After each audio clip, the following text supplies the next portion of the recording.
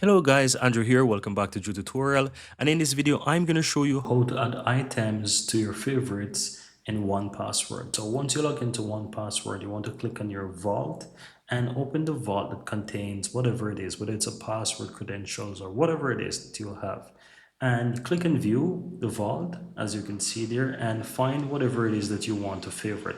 So let me say I want to favorite a secret credentials here. I click on it, and now to, let's say, favorite this, I click the three dots on the upper right of this, and here you have add to favorites, and I click add to favorites, and now you see that it becomes available with a star, as you can see, on the icon and wherever. And so whenever I want to quickly access this, it will always be in the favorites, and I can quickly view all those in favorites. So you don't necessarily have to go back directly into each vault to find it, but you can find those under your favorites. And that could be credentials, it could be credit card details, it could be whatever it is that you want to add into 1Password. You can easily add them and access them from your favorites once you add them into favorites.